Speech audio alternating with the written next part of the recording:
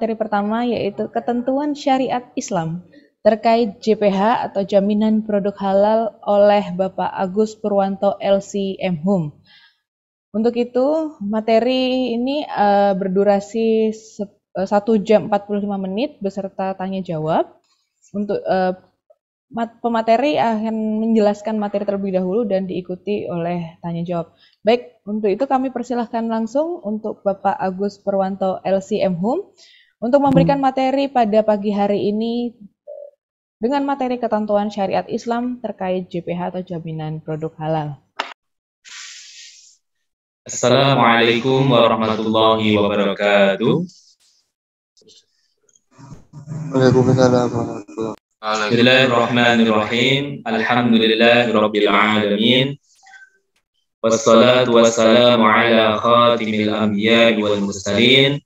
Rabbi shrah li sadri wa yassir li amri wahlul 'uqdatam min lisani yafqahu qawli. Amin. Amma ba'du. Yang kami hormati Bapak Dr. Muhammad Anas selaku Ketua HC UM Surabaya serta anggota pengurus Halal Center UM Surabaya, para hadirin, Bapak Ibu dosen, TKP, serta para mahasiswa peserta pelatihan yang berbahagia. Untuk sesi yang pertama ini, materi yang pertama yang diamanahkan oleh panitia kepada saya adalah ketentuan syariat Islam terkait JPH. Ini adalah hal yang paling dasar berkaitan dengan halal, berkaitan dengan urusan halal. Terkait dengan materi ini, pokok pembahasan yang akan kita bahas di materi pertama ini adalah 1. Prinsip halal haram dalam syariat Islam. Yang kedua, penyebab keharaman dalam syariat Islam. Yang ketiga, fatwa MUI terkait produk halal, terkait penyembelihan, terkait alkohol, serta yang terakhir, fatwa MUI terkait dengan makanan dan minuman. Dalam syariat Islam, berkaitan dengan halal ini, prinsip dasarnya, al-aslu fil asya'i al-ibahah, hatta yadulla dalilu ala tahrim. Pada dasarnya, segala sesuatu itu dihukumi boleh, dihukumi mubah, sampai ada dalil, sampai ada indikasi yang menunjukkan bahwa hal itu haram, bahwa hal itu dilarang. Kaidah ini berbeda dengan kaidah yang berkaitan dengan masalah ibadah. Kalau masalah ibadah itu al-aslu fil asya'i al-haram atau at-tahrim hatta yadulla dalilu ala al-ibahah. Dalam masalah ibadah, hukum asalnya itu tidak boleh sampai ada dalil yang membolehkan. Sedangkan selain dari masalah ibadah, termasuk dalam hal makanan, minuman, konsumsi, masalah-masalah muamalah, perekonomian, dan lain sebagainya, itu pada prinsipnya adalah diperbolehkan, prinsipnya adalah mubah, sampai ada dalil secara spesifik mengharamkan hal itu, atau dalil yang menjelaskan kriteria haram dan makanan atau konsumsi tersebut mengandung kriteria haram ini. Itu baru terhukumi haram. Selama tidak ada dalil yang mengharamkan, selama makanan atau minuman itu tidak mengandungi hal-hal yang diharamkan, maka hal itu diperbolehkan, hal itu halal. Seperti yang saya sampaikan di awal tadi, kaidah ini muncul, ini adalah kesimpulan dari banyak dalil, seperti diantaranya Al-Baqarah, huwaladzi khalaqalakum ma fil ardi jami'a. Dialah Allah yang telah menciptakan untuk kalian, diperbolehkan untuk kalian segala hal yang ada di muka bumi ini. Dan masih banyak lagi dari yang lainnya, insya Allah akan kita tuliskan dalam esai. Untuk prinsip yang kedua, al-aslu fil asya'i an-nafi'ati al-ibahatu wa fil asya'i dzarrati al-hurmatu.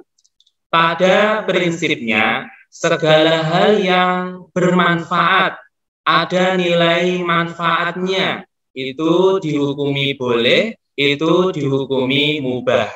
Sedangkan sebaliknya, segala yang berbahaya, segala yang mengandung unsur yang berbahaya, itu dilarang. Ini prinsip kedua yang perlu kita pahami. Tapi perlu digarisbawahi bahwa yang dimaksud dengan al-asya an-nafi'ah, sesuatu atau segala hal yang bermanfaat ini adalah yang bermanfaat yang direstui oleh syariat Islam. Tidak bisa seseorang menyatakan, oh ini bermanfaat untuk saya, padahal setelah dicek memang betul bermanfaat, namun menabrak aturan syariat Islam. Tentu ini tidak dibenarkan. Jadi yang dimaksud oleh kaidah ini adalah segala hal yang bermanfaat, yang dibenarkan oleh syariat Islam, tidak melanggar syariat Islam, itu hukum dasarnya boleh dan mubah. Sebaliknya, segala hal yang berbahaya, mengandung unsur madharat, itu terlarang.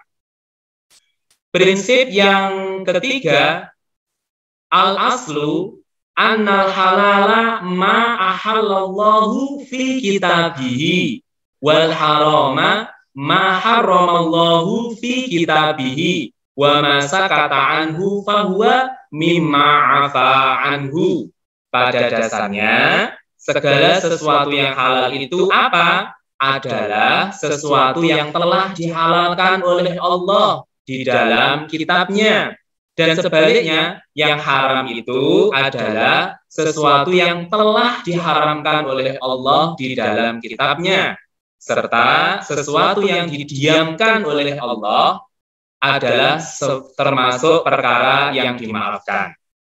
Prinsip yang ketiga ini maksudnya adalah hak untuk menetapkan apakah ini halal, apakah ini haram, hanyalah Allah Subhanahu wa Ta'ala. Yang selanjutnya diterjemahkan oleh para ulama meneliti hal-hal yang ada di masyarakat kita, apakah makanan atau produk itu jelas ada dalil yang mengharamkannya, ataukah terbebas dari indikasi-indikasi yang mengharamkan. Kalau terbebas dari itu semua, baru itu halal. Kalau tidak terbebas dari itu, berarti ini haram. Secara inti, yang berhak menentukan ini halal ataukah tidak, hanyalah Allah Subhanahu wa Ta'ala. Ini berdasarkan hadis riwayat At-Tirmidzi nomor 272. Jadi lanjutkan. Untuk selanjutnya, penyebab keharaman. Nah, ini kita langsung fokus ke situ, berangkat dari kaidah yang pertama tadi. Kaidah yang pertama tadi kan mengatakan segala hal itu boleh sampai ada dalil yang mengharamkan, sampai ada faktor yang jelas itu haram. Nah, tinggal kita mempelajari apa sajakah penyebab keharaman itu, sehingga ketika hal-hal yang akan kita kaji, baik makanan, minuman, kosmetik, atau obat-obatan, sekiranya itu terbebas dari penyebab-penyebab keharaman ini, steril, berarti dia boleh. Secara umum ada 6 faktor di sini kami simpulkan dari sumber-sumber yang ada. Yang pertama, penyebab keharaman adalah najis, an-najasah. Yang kedua, kotor, menjijikkan, al-istiqdar. Yang ketiga, berbahaya bagi kesehatan, ad-darar. Yang keempat, memabukkan, al-iskar. Yang kelima, binatang buas, termasuk binatang buas, al-muftaris. Kemudian yang terakhir, yang keenam, ada dalil yang secara spesifik menjelaskan keharaman hal tersebut. Akan kita rinci hal-hal ini selanjutnya. Yang pertama, penyebab yang pertama, najis. An-najasah. Iya. Untuk para peserta sekalian, ini santai saja, boleh sambil ngopi, ngeteh, yang penting tetap serius dan menjaga kedisiplinan. Kita lanjutkan, untuk penyebab yang pertama adalah najis. Maksudnya, ketika ada makanan, minuman, obat-obatan, kosmetik, atau yang lainnya, berasal dari benda najis atau di dalamnya ada unsur bahan najisnya, maka itu haram untuk dipergunakan. Di antara hal-hal yang najis itu adalah babi, baik dagingnya ataupun anggota badan yang lainnya, itu termasuk yang dinajiskan. Begitu pula anjing, bangkai, darah, hewan ternak yang tidak disembelih secara syar'i. Nah, nanti akan kita jelaskan atau kita sampaikan fatwa MUI terkait penyembelihan halal, penyembelihan yang sesuai dengan syariat.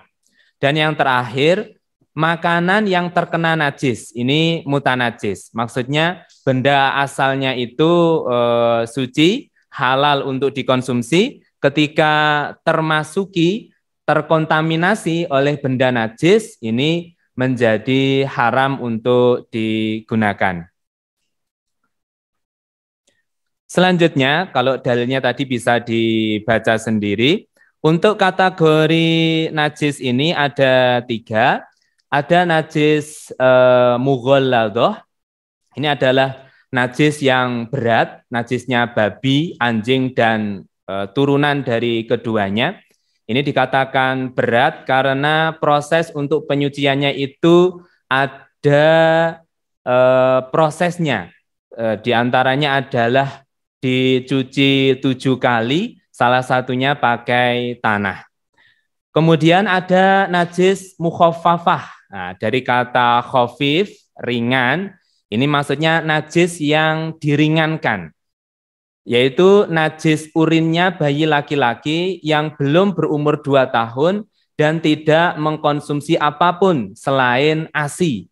Jadi dia untuk konsumsi utamanya hanya ASI dan dia belum berumur 2 tahun. Dan perlu diingat, bayi laki-laki. Kalau bayi perempuan, ini masuk jenis najis mutawasitoh. Nah, untuk najis mukhaffafah ini, mengapa dikatakan ringan? Karena cara untuk mensucikan benda yang terkena najis ini cukup sederhana, cukup diciprati oleh air. Nah, itu memang ada keringanan di dalam syariat Islam. Kemudian yang ketiga, najis mutawasitoh, ini adalah najis selain keduanya. Jadi semua bentuk najis selain jenis pertama dan selain jenis yang kedua, ini dinamakan najis mutawasitoh. Nah, cara membersihkannya cukup disiram sekali sampai hilang warna, rasa, dan bau. Dan pembersihan 3 kali itu lebih afdol. Ini jenis-jenis najis yang harus dihindari dalam produk makanan, minuman, ataupun kosmetik, obat-obatan, dan lainnya. Kemudian untuk mutanajis, seperti yang saya sampaikan di awal tadi, ini sebenarnya adalah benda yang asalnya suci. Dia halal, suci, tidak ada unsur keharamannya, tapi kemudian tercampur atau tersentuh dengan benda lain yang najis. Mutanajis ini menjadi haram untuk dikonsumsi sampai dicuci kembali. Dicuci, dibersihkan secara syar'i. Nah, ini sebagai contohnya ya, mutanajis itu seperti yang disampaikan oleh Rasulullah, ketika ada bubur, ada tikus yang jatuh ke dalam bubur itu, kemudian mati. Nah, Rasulullah menyatakan, jika bubur itu padat, atau sebelumnya saya jelaskan, bubur ini kan suci, hukum asalnya. Kemudian tikus ini najis,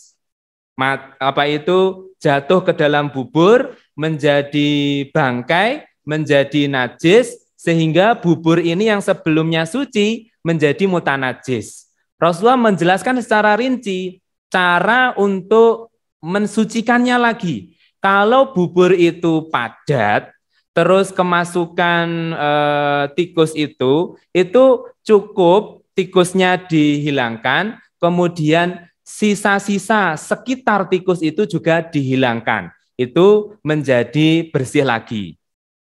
Tapi seandainya bubur itu cair, kalau kemasukan tikus tadi itu, yang bangkai tadi itu, nah ini menjadi merata mutanajisnya, tidak bisa dibersihkan, maka Rasulullah secara tegas mengatakan jangan kalian memakannya. Ini gambaran untuk mutanajis. Selanjutnya, yang kedua, penyebab keharaman adalah segala hal yang kotor, menjijikkan. Jadi ketika jenengan sedoyo ini, Bapak Ibu dosen, TKP, para mahasiswa melakukan pendampingan, perlu dicek kebersihannya. Apakah ada unsur-unsur yang kotor, apakah ada hal-hal yang menjijikkan. Jadi agama Islam ini merupakan agama yang sangat luar biasa, memperhatikan masalah kebersihan dan keindahan. Bahkan makanan atau minuman tertentu atau obat-obatan, ketika ada di dalamnya unsur yang menjijikkan, kotor, ini bisa masuk kategori yang diharamkan. Di antara yang masuk jenis kotor dan menjijikkan ini air liur, air mani, belatung, kecoa. Nah, ini harus benar-benar steril dari hal-hal ini. Untuk dalilnya, wa yuhillu lahumut thayyibat wa yuharrimu alaihimul khaba'is. Allah menghalalkan yang baik-baik dan mengharamkan yang buruk-buruk. Selanjutnya, faktor yang ketiga yang harus dihindari adalah ad-doror, berbahaya bagi kesehatan. Apakah produk itu terdapat unsur yang berbahaya ataukah tidak? Kalau ada unsur berbahayanya, berarti tidak bisa dikatakan halal. Di antara yang unsur yang berbahaya itu batu, kaca, tumbuhan atau hewan yang beracun. Nah, ini tentu jelas sangat berbahaya bagi tubuh kita dan membahayakan sekali. Dalilnya, wala taqtulu anfusakum, janganlah kalian membunuh diri kalian sendiri. Wala tulqu biaidikum ila tahlukah, janganlah kalian menjatuhkan diri kalian dalam kebinasaan. Dan masih banyak dalil yang lainnya. Kalau dalam hadis saya teringat la doror wala diror, tidak boleh ada unsur yang berbahaya dan tidak boleh membahayakan orang lain. Lanjut. Hal yang keempat yang bisa menyebabkan keharaman adalah ketika produk itu memabukkan. Nah, ketika produknya itu memabukkan, baik makanan ataupun minuman. Di antara yang memabukkan, minuman beralkohol, khamr, seperti itu.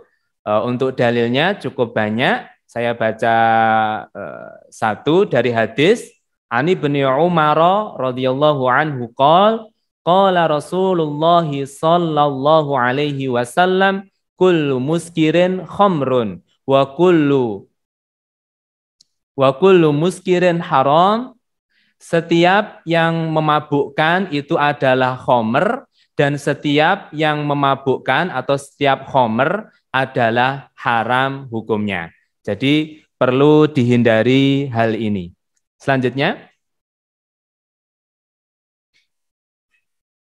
ini ada penjelasan yang terkadang dipertanyakan, walaupun nanti kita akan sampai ke slide penjelasan secara detail fatwa MUI terkait dengan alkohol yang ada dalam makanan ataupun minuman. Secara umum, setiap khamr itu pasti mengandung alkohol, tapi tidak semua alkohol terkategori khamr. Sederhananya, khamr itu haram untuk dikonsumsi, tapi tidak semua alkohol itu bisa masuk jenis ke khamrnya itu. Khamr adalah segala hal yang memabukkan, baik dari perasan anggur ataupun yang lainnya. Setiap khamr hukumnya najis dan haram, meskipun sedikit. Jadi gambarannya, jangan sampai kita punya pikiran, ini kan di dalam makanan ini ada khamr, tapi kalau dikonsumsikan tidak sampai mabuk, ya tidak masalah. Oh, tidak demikian. Yang penting patokannya adalah ketika dikonsumsi dengan jumlah sekian memabukkan, maka dalam jumlah sedikit pun, walaupun orang yang mengkonsumsi itu tidak sampai mabuk, itu tetap haram. Tidak bisa mendapatkan kehalalan. Selanjutnya, yang kelima, yang masuk kategori haram adalah binatang buas. Ya, binatang buas.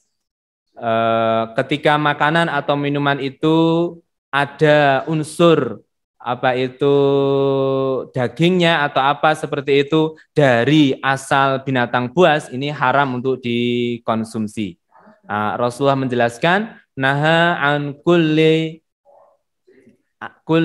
kunabin minas siba, kulli dzinabin minas siba wa an kulli dzi mikhlabin minat thair. Rasulullah melarang untuk mengkonsumsi hewan buas yang bertaring dan hewan unggas yang bercakar tajam.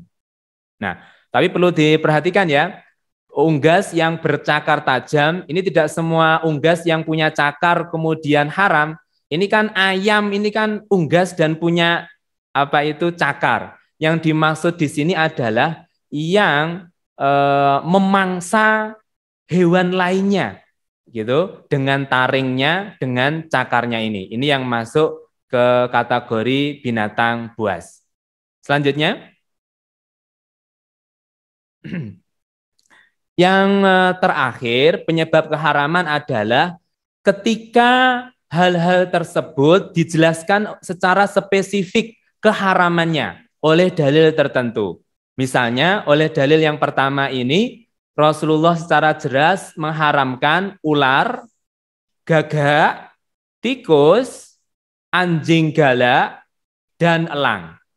Nah, ini bukan berarti anjing yang jinak itu halal dikonsumsi, tidak. Karena secara umum anjing itu najis dan haram untuk dikonsumsi. Nah, ini Rasulullah menjelaskan secara spesifik lagi anjing yang galak. Tapi anjing yang jinak pun juga haram untuk dikonsumsi.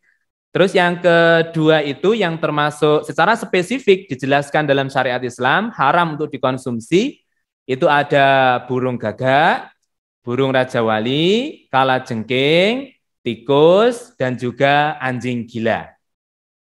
Lanjut. Kita masuk ke fatwa-fatwa MUI terkait dengan kehalalan. Yang pertama, Fatwa MUI nomor 4 tahun 2003.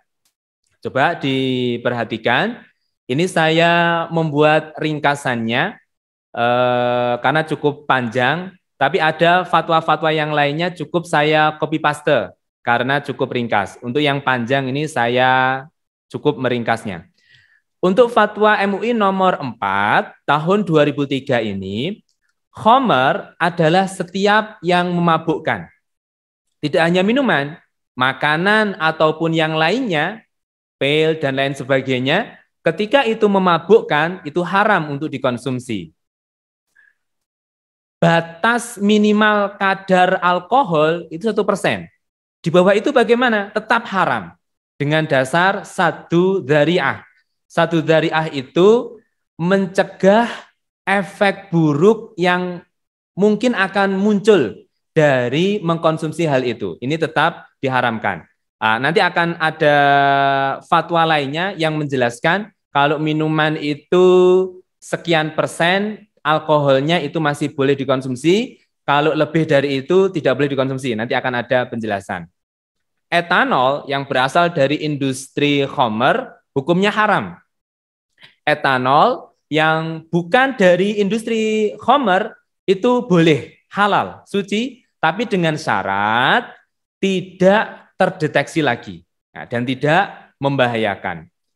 Cuka yang berasal dari khamar baik terjadi dengan sendirinya maupun melalui rekayasa, hukumnya halal dan suci. Lanjut.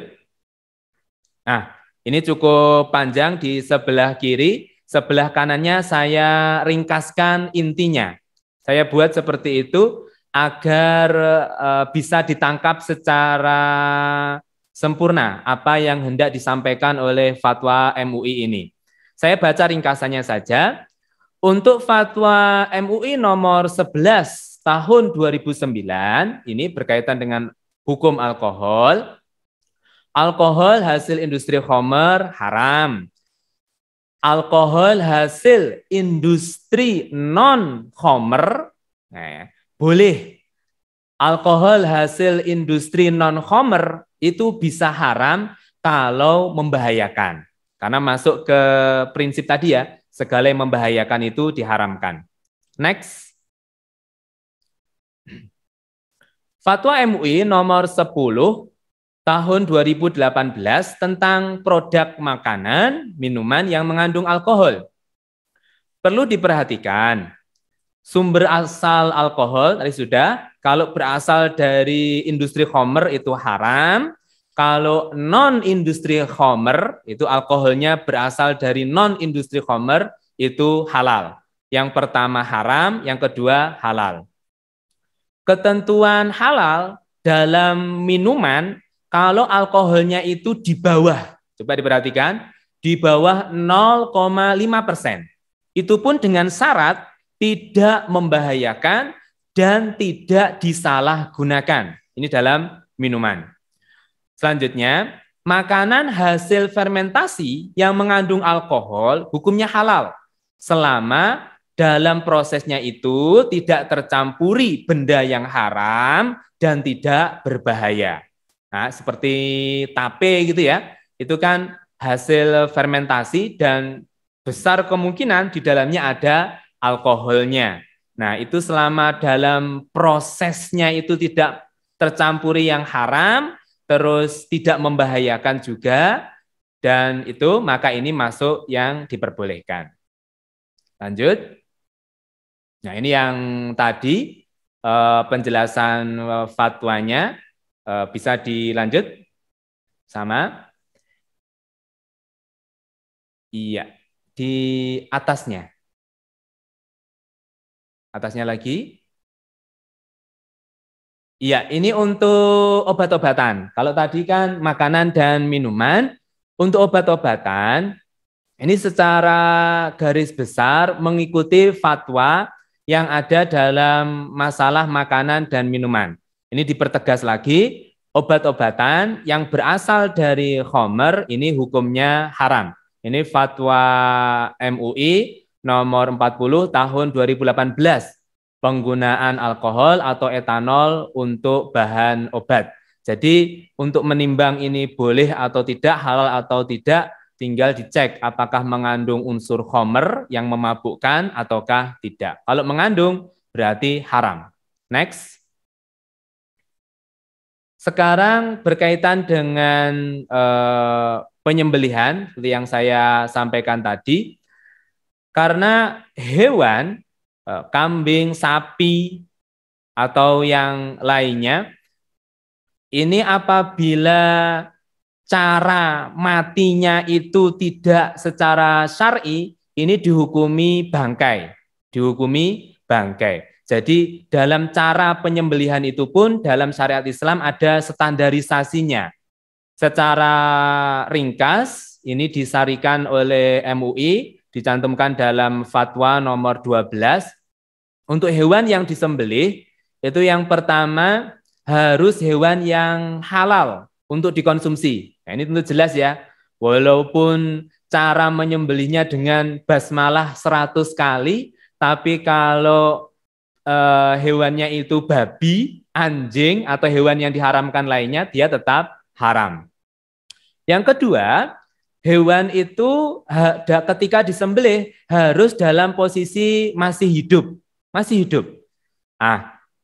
Mungkin nanti akan muncul pertanyaan, di zaman sekarang itu ada yang dipingsankan dulu. Nah, ini dalam fatwa MUI, kalau dalam pemingsanannya itu tidak bertujuan untuk menyakiti dan tidak sampai mati si sapi atau kambing itu, biasanya umumnya sapi, maka itu masih tetap diperbolehkan.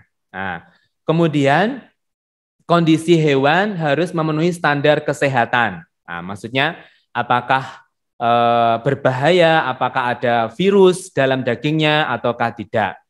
Untuk standar penyembelih, orang yang menyembelih ini orang Islam, bisa juga ahli kitab, orang Yahudi dan Nasrani, ini juga diperbolehkan di dalam Al-Qur'annya itu.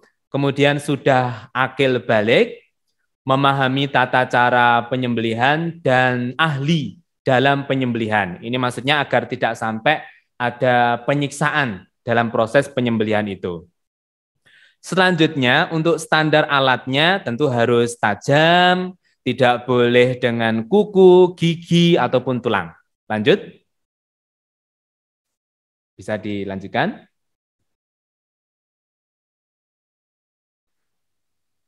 Oke, ini masih standar penyembelihan. Ini prosesnya. Penyembelihan dilaksanakan dengan niat menyembelih dan menyebut nama Allah, gitu kan? Bismillahirrahmanirrahim. Penyembelihan dengan mengalirkan darah dari saluran makanan, ini hulkum dalam bahasa Arabnya, itu harus terpotong. Kemudian ada saluran pernafasan, itu juga terpotong. 2 pembuluh darah itu juga terpotong. Jadi 4 hal ini perlu diperhatikan saat penyembelihan. Kemudian penyembelihan dilakukan dengan 1 kali, dengan cepat. Nah, ini untuk menghindari unsur penyiksaan kepada hewan yang akan disembelih itu. Tentu ini terlarang. Memastikan adanya aliran darah. Ini perlu dipastikan sebagai tanda bahwa hewan yang disembelih itu sebelumnya masih hidup. Kemudian yang terakhir memastikan matinya hewan disebabkan oleh penyembelihan tersebut. Lanjut.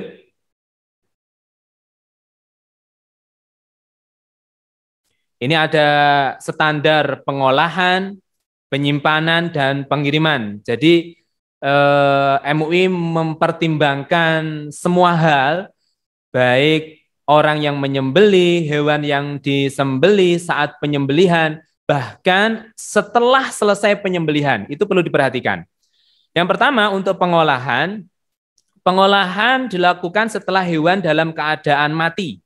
Nah, jadi pengulitan, terus pencacahan daging dan semuanya itu sebelumnya perlu dipastikan hewannya sudah mati duluan.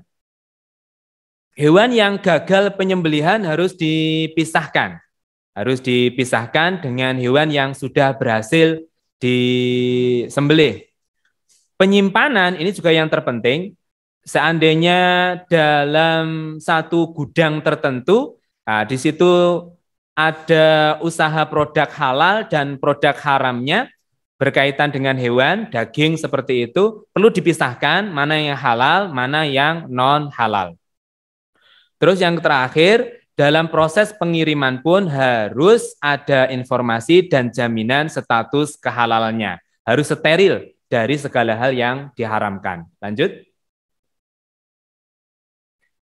Ini kemudian Fatwa MUI nomor 52 tahun 2012 tentang jalalah. Nah, jalalah ini adalah hewan ternak yang halal untuk dikonsumsi, tapi dalam kesehariannya itu diberi pakan dari barang yang najis. Jadi misalnya apa itu kambing memakan kotoran seperti itu, atau di kampung saya misalnya ikan lele yang diberi tinja. Nah, ini masuk jenis jalalah, hewan ternak yang diberi pakan dari barang najis. Secara ringkas, jalalah adalah hewan ternak pemakan barang najis, baik sedikit ataupun banyak. Untuk ketentuan hukumnya, hewan ternak yang diberikan pakan barang atau unsur bahan baku yang najis, tetapi kadarnya itu sedikit, tidak lebih banyak dari bahan pakan yang suci, maka hewan itu hukumnya halal untuk dikonsumsi, baik dagingnya ataupun susunya. Hewan ternak sebagaimana dalam poin ke-1 yang diberikan pakan dari hasil rekayasa unsur produk haram dan tidak menimbulkan dampak perubahan bau, rasa, serta tidak membahayakan, ini hukumnya diperbolehkan. Nah, ada saya potong di situ hadis Rasulullah ketika kita mau mengkonsumsi daging hewan jalalah sebelum disembelih itu hendaknya diberi jeda. Di sini ada 40 hari jeda. Jadi selama 40 hari itu difokuskan pakan yang halal. Nah, ini mungkin juga perlu penelitian untuk hewan tertentu. Lele itu metabolismenya itu untuk membersihkan bagian dalamnya itu butuh berapa hari sehingga bisa steril dari yang diharamkan, yang najis itu. Next. Kopi luwak.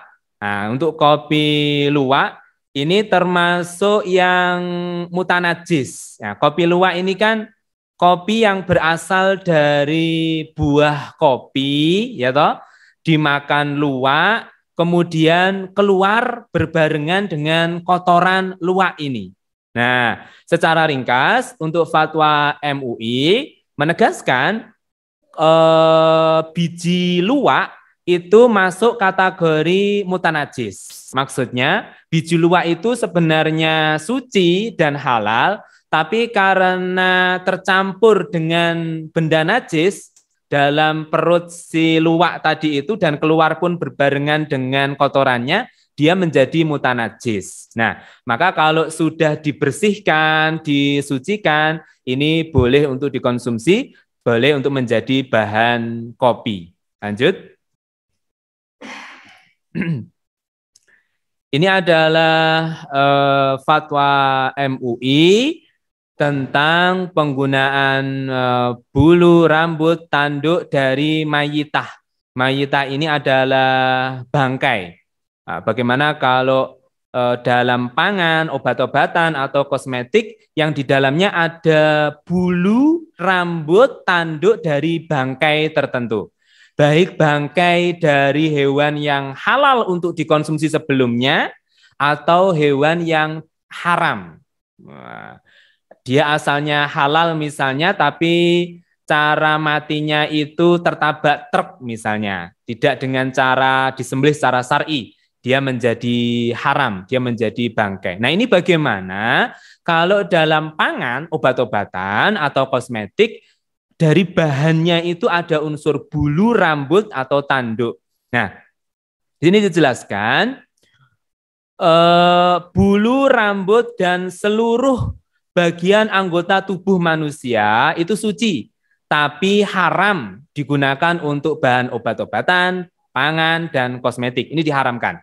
Jadi kalau ada kosmetik berasal dari anggota tubuh manusia, ini haram untuk dipergunakan. Selanjutnya, bulu rambut dan tanduk dari hewan yang halal untuk dikonsumsi dan disembelih secara syar'i, ya, ini halal untuk dipergunakan. Jadi sejak awal hewan itu halal dikonsumsi, sapi misalnya, kemudian penyembelihannya pun dengan cara yang syar'i, maka ketika digunakan sebagai bahan pangan, obat-obatan, kosmetik, ini tidak ada masalah. Kemudian kulit dari bangkai kalau itu setelah disama ada proses penyamakan, ini boleh digunakan tapi non pangan. Mungkin untuk tas, sepatu dan lain sebagainya. Bisa dilanjutkan saja. Next. Ini ada fatwa MUI nomor 30 tahun 2011 ya, tentang plasenta hewan halal untuk bahan kosmetik. Nah, ini fatwanya, kalau berasal dari hewan yang halal, ya, penggunaan plasenta dari hewan halal, nah, hewannya halal dan disembelih dengan cara yang halal pula, ini boleh digunakan sebagai obat. Tapi kalau proses penyembelihannya tidak dibenarkan, nah ini menjadi haram, nah, tidak boleh digunakan. Oke, bisa dilanjutkan. Fatwa MUI tentang kehalalan produk kosmetik nomor 26 tahun 2013. Ini ringkasnya, kosmetika dalam yang diminum seperti itu, pil atau yang sejenisnya, kalau berbahan najis atau berbahan haram, kalau kosmetik itu dengan cara diminum atau dikonsumsi, ini haram. Kalau kosmetik luar hanya untuk bedak ya, bagian luar seperti itu, bukan untuk dikonsumsi. Yang berbahan najis atau haram selain babi, nah ini boleh. Nah, itu ya, untuk bagian luar, bukan untuk dikonsumsi. Kosmetik yang bahannya melibatkan gen babi, gen manusia, ini haram. Oke, next. Ini sarang burung walet, secara ringkas ini boleh, suci dan halal. Next. Kepiting pun demikian, halal untuk dikonsumsi sepanjang tidak menimbulkan bahaya. Next. Untuk bekicot, tentang bekicot untuk kepentingan non-pangan, ini bekicot merupakan salah satu jenis hewan yang suci. Pemanfaatan bekicot untuk kepentingan non-pangan seperti untuk obat, kosmetik luar, yang luar ya, bukan untuk kosmetik dalam, itu boleh. Dengan syarat sekali lagi, tidak berbahaya. Next. Sudah tadi, next. Alhamdulillahirrabbilalamin. Demikian untuk sesi materi pertama. Mohon maaf, saya ada waktu kurang lebih 10 menit. Misalnya ada yang hendak ditanyakan atau dipertegas. Ya, kami kembalikan kepada moderator. Baik, Bapak Ibu hadirin sekalian, tiba sudah sesi tanya jawab. Kami persilahkan terlebih dahulu untuk yang sudah raise hand, Mas Muhammad Rafi. Mohon maaf, Mas Muhammad Fadli, silahkan kami persilahkan terlebih dahulu. Setelah itu ada Ibu Elia. Monggo, Mas Fadli. Fadli dari Prodi Teknik Industri angkatan tahun 2019. Saya ingin bertanya. Suaranya bisa diperbesar lagi, Mas? Ya, saya Muhammad Fadli dari Prodi Teknik Industri angkatan tahun 2019. Sudah terdengar ya? Ya, terdengar. Iya, saya mau bertanya, kan saya pernah mengikuti beberapa kegiatan penyembelihan di sebuah masjid. Nah, itu saya pernah mendapati kalau ketika penggorokan hewan itu ada yang enggak satu kali tepat atau satu kali potong, jadi harus beberapa kali, mungkin karena kurang tajam atau gimana, saya kurang tahu. Itu apakah tetap menjadi daging yang halal atau bagaimana? Mungkin beberapa dari orang juga pernah mendapati hal itu. Jadi saya perlu pertanyaan langsung. Ya, langsung. Baik, ditampung dulu atau? Langsung. Baik, kami persilakan untuk Pak Agus untuk menjawab dari pertanyaan Mas Muhammad Fadli. Ya, terima kasih atas pertanyaannya. Memang sejak awal penyembelih itu harus profesional, menyiapkan alat untuk sembelih itu harus benar-benar tajam. Bahkan Rasulullah itu sampai memperinci pisaunya itu harus tajam, hewannya itu harus diistirahatkan, jangan ditakut-takuti, kemudian disembelih dengan seketika. Nah, mengapa tadi kok ada penjelasan harus sekali supaya tidak ada unsur penyiksaan. Nah, menyiksa baik kepada manusia ataupun hewan pun itu dilarang. Menyiksanya itu diharamkan. Nah, pertanyaannya adalah bagaimana hewan yang disembelih, jadi sekali gorok itu belum berhasil, akhirnya 2 kali butuh lagi, kemudian kalau nggak lagi 3 kali. Nah, ini kan jangan diundang lagi itu penyembelihnya. Cari penyembelih yang lainnya. Begitu. Tapi kalau sudah terlanjur seperti itu, insya Allah hewannya tetap halal untuk dikonsumsi. Yang penting saluran hulkum, itu saluran pernapasan, saluran pernafasan, kemudian 2 urat itu bisa terpotong. Jadi hewannya itu halal untuk dikonsumsi, tapi dalam proses penyembelihannya karena ada unsur penyiksaan, begitu ini dipermasalahkan. Ya, jangan diulangi lagi, begitu aja. Insya Allah seperti itu. Mungkin nanti ada penjelasan lebih detail dari Pak Dr. Anas, nanti mungkin ada penjelasan. Ada pertanyaan lagi yang lain? Kami persilakan kepada Ibu Ella, karena sudah resign. Terima kasih.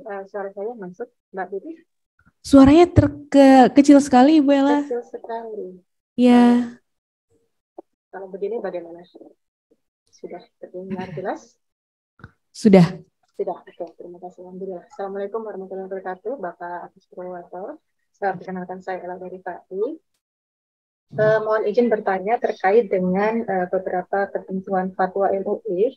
Terakhir tadi dijelaskan, bukan terakhir ya, poin-poin tadi dijelaskan ada MUI nomor 26 tahun 2013 tentang kehalalan produk kosmetik yang satu diantaranya adalah gen manusia. Saya pernah melihat ada suatu treatment, ini di salon kecantikan Bapak Agus. Jadi di situ ada fasilitas pengobatan seperti kayak jerawat membandel gitu, dan pengobatannya dengan plasma darah.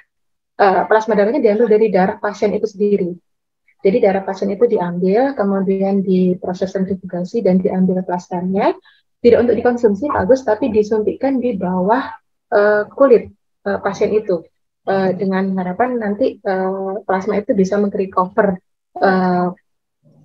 kulit wajah pasien sehingga dia akan mempercepat proses penyembuhan. Kalau Kalau seperti itu hukumnya bagaimana, Pak Agus? Mohon penjelasan dan petunjuk. Terima kasih. Assalamualaikum warahmatullahi wabarakatuh. Silakan Pak Agus. Ya, itu masalah kontemporer. Saya belum mendapatkan data tentang itu, bagaimanakah, apakah sudah ada fatwa MUI terkait itu. Mungkin nanti akan ada teman-teman Halal Center yang lainnya bisa mencari data bagaimana tanggapan MUI. Apakah ada fatwa menjelaskan tentang hal itu, apakah diperbolehkan atau haram. Ya, mohon maaf, nanti mungkin akan dibantu oleh anggota Halal Center yang lainnya, akan coba kami carikan datanya. Terima kasih. Baik Ibu Ella, nanti akan ditindaklanjuti kembali pertanyaan Ibu untuk bersama tim Halal Center Universitas Muhammadiyah Surabaya. Untuk selanjutnya, ya baik, ada yang ditanyakan kembali Bapak Ibu? Atau kita bacakan lewat chat? Oh, ini ada dengan Bapak, mohon maaf, Bapak, itu teman saya gak ketok aku jenenge. Bapak Arjuna Vakum Loro Sakti nggih atau Bapak Ardian Wibisono? Pak Ardian, apa ada yang mau ditanyakan? Oh, belum ada sepertinya. Baik, kami bacakan lewat chat saja. Mbak Titis, Assalamualaikum. Ya. Waalaikumsalam, Dokter. Saya coba tambahkan ya, yang terkait dengan tadi Juleha. Pertanyaan dari Ibu Ella ya? Iya, jadi Juleha itu memang ada sertifikasi khusus Ibu. Nah, kebetulan kemarin kami dari Halal Center UM Surabaya ini kedatangan tamu dari kelompok Juleha Jatim. Beliau itu mengadakan pelatihan juru sembelih halal dan ada sertifikasinya. Nah, kita sedang membuat MOU itu. Nah, nanti kalau sudah ada, mungkin ada teman-teman yang kepingin berprofesi sebagai juru sembelih halal, maka nanti bisa ikut itu.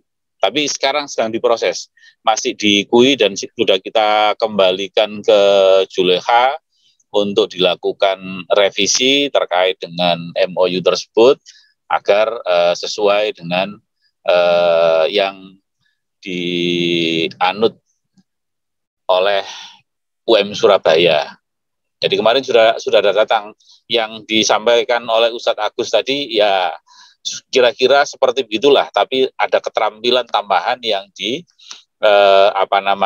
diperoleh nanti. Dan dari kita diskusi kemarin ada praktek penyembelihan. Nanti kalau di Surabaya sini tempatnya di RPH dekatnya Ampel, itu RPH apa itu ya? Ya di dekatnya Ampel, sebelah utaranya Ampel, RPH-nya di sana. Saya lupa namanya. Itu untuk Juleha. Kemudian untuk yang plasma tadi, kalau penjelasan terkait dengan plasma, dengan terapi yang menggunakan bahan plasma yang diambil dari darahnya sendiri, itu saya belum ketemu. Tetapi fatwa untuk menggunakan darah bukan untuk dikonsumsi ya. Darah bukan untuk digunakan konsumsi, tapi darah digunakan sebagai pengobatan, itu boleh.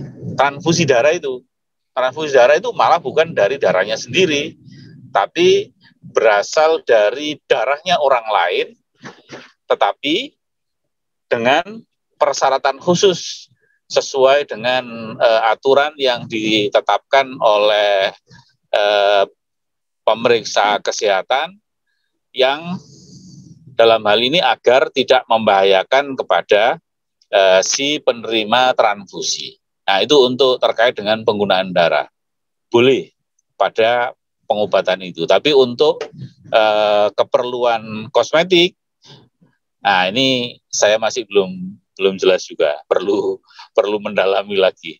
Nggih, matur suwun, itu mungkin tambahannya Mbak Titis, Ustadz Agus. Baik, terima kasih Dr. Anas. Selanjutnya kami persilakan untuk penanya kembali. Sepertinya sudah ada yang raise hand, yaitu Akademi Nova atau ya. Dr. Nova, nggih? Iya benar, mohon maaf. Ya, Kami persilahkan dokter. Assalamualaikum warahmatullahi wabarakatuh. Mungkin saya ingin menambahkan masukan untuk tadi Ibu Ella ya yang bertanya itu mengenai PRP. Kebetulan itu memang bidang saya karena saya spesialis bedah plastik dan banyak di antara kami yang mengerjakan. Tetapi saya sudah menemukan jawaban. Alhamdulillah, nanti mungkin kalau ada yang mau tesisnya dari bisa saya send. Memang penggunaan darah kan secara ini termasuk haram. Kecuali untuk tujuan pengobatan seperti yang sudah disebutkan oleh Dr. Anas. Tetapi dalam hal PRP ini kita melihat lagi dari tujuannya. Kalau tujuannya untuk kosmetik, misalnya untuk rejuvenation atau anti-aging, itu jatuhnya haram. Tetapi kalau dia tujuannya untuk terapi, misalnya ada bad scar gitu ya, jadi kita membutuhkan faktor-faktor growth factor dari plasmanya tersebut, itu hukumnya mubah atau dibolehkan. Jadi itu yang setahu yang sudah pernah saya baca, makanya memang saya sebagai praktisi bedah plastik tidak mengerjakan terapi tersebut. Karena sudah jelas hukumnya haram. Terima kasih. Kami ucapkan terima kasih kepada Dr. Nova yang sudah membantu menjawab pertanyaan dari Ibu Ella tadi. Baik, selanjutnya kami akan bacakan chat pertanyaan via chat. Baik, ini ada dari Bapak Ardian Wibisono, yaitu pertanyaannya, Ustadz, bagaimana jika mengonsumsi dari bahan fermentasi seperti air dari siwalan menjadi tua dan mengkonsumsi kerupuk kulit? Begitu, Ustadz.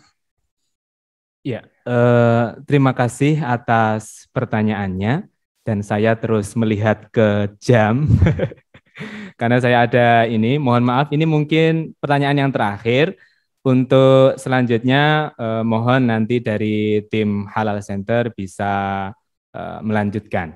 Jadi bagaimana sekiranya ada minuman hasil fermentasi seperti air dari siwalan menjadi tua. Nah, jadi begini, makanan atau minuman hasil fermentasi itu halal untuk dikonsumsi selama belum sampai ke taraf memabukkan. Belum ada unsur khomernya, belum sampai muskir, belum sampai memabukkan. Nah, itu biasanya orang yang sudah ahli itu bisa memperkirakan kalau prosesnya durasinya sekian sampai sekian itu masih layak diminum banyak pun belum memabukkan. Tapi kalau sudah durasinya sekian hari gitu misalnya atau lebih dari sekian jam gitu misalnya sudah memabukkan, nah itu baru diharamkan. Jadi seperti itu. Jadi minuman hasil fermentasi itu kalau dikonsumsi dalam jumlah banyak belum memabukkan, begitu, itu tidak masalah. Tapi kalau sudah sampai memabukkan, karena sudah terjeda sekian waktu proses fermentasinya itu memabukkan, haram karena ada unsur iskarnya tadi itu. Nah, untuk kerupuk kulit ya tinggal dicek kulitnya itu dari apa? Apakah dari hewan yang halal untuk dikonsumsi? Apakah hewan halal yang dikonsumsi itu cara penyembelihannya sudah standar halal ataukah belum? Karena kalau belum masuk ke bangkai. Kalau bangkai kulitnya, dagingnya, ataupun yang lainnya haram untuk dikonsumsi. Terus kalau kulit itu dari kulit babi dan lain sebagainya itu jelas haramnya. Mungkin itu. Ya. Baik, kami ucapkan terima kasih kepada pemateri pertama yaitu Bapak Agus Purwanto LCM Hum. Baik Bapak Ibu hadirin sekalian, mungkin nanti jika ada pertanyaan kembali bisa ditulis via chat di Zoom, nanti akan kami feedback setelah pelatihan pendamping produk proses, pendamping proses produk halal atau PPH Halal Center Universitas Muhammadiyah Surabaya.